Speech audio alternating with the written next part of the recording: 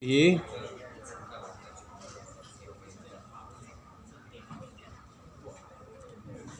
Okay, a bit more further from here.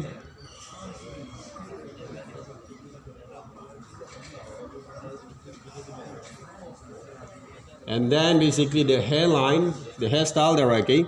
I'm going to use some purples a bit.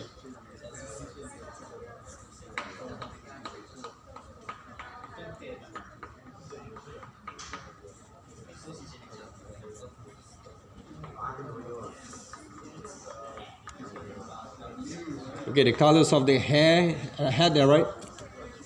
Okay, playing around with some waters a bit there, okay, and let it dry at the same times.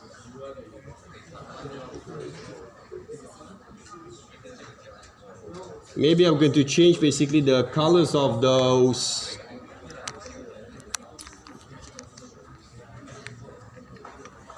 dress there, okay, those kind of shirts.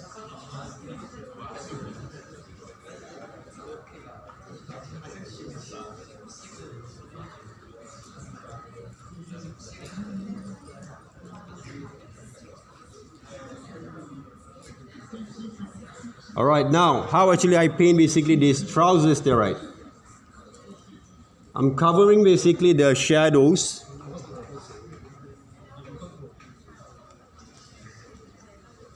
Okay, from the structures of those pants, those trousers here.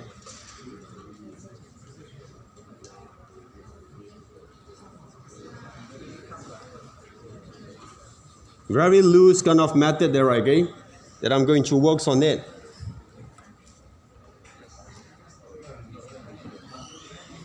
And then I try to change basically those jacket there, right?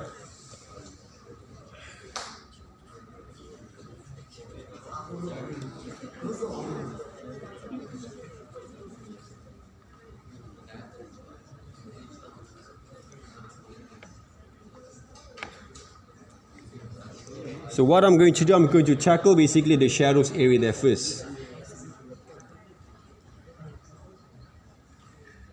Okay.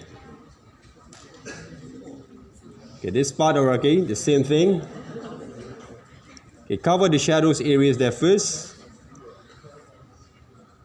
A lot of people basically when they draw something there, okay, everything has to be look precious there, okay. For me, it's a part of those way that we experiment first. Okay, using basically the shadows kind of shapes, again, structured for our sketches there, guys, see?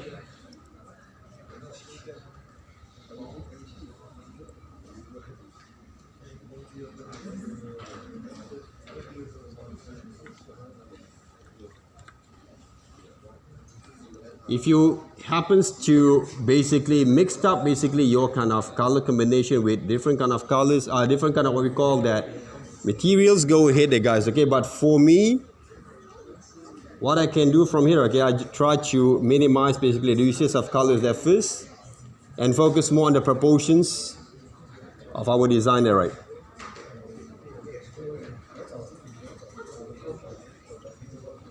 Okay. Add a bit kind of shadows a bit more further from there. Okay, if you can actually want to add some details, let it dry there first and then add some details from there. All right.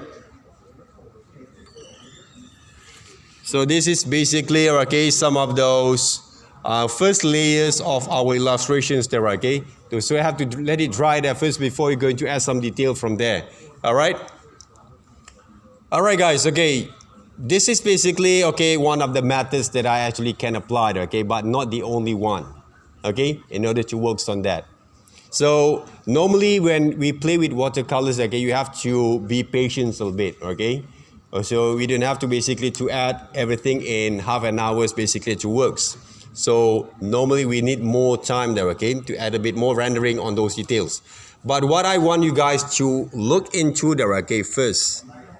Okay, how actually I'm execute those kind of way of controlling those kind of brushes when we paint, and I'm tackling basically the shadows areas there, okay, that include on those kind of shades there, right?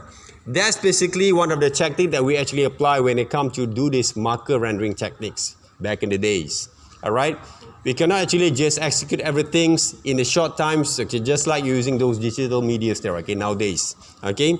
So hopefully you guys actually can really work with your kind of developments after these a bit more details, okay, because you have times until next week's, okay, to work on that, not 24/7 that to works, okay. So try to focus more further on those details there, okay. For me right now, if I want to develop a bit more further, I have to let it dry there first and add a bit kind of detail on my charcoals, and at the same times I can mix it up basically with color pencil if you have there, okay, pencil colors, or maybe some soft pastels there, okay, to add into more details there. So the best way for you guys to execute, okay, either you're going to use one mediums, or you can actually mix them up there, okay, with other kind of medium to add more detail from here. All right.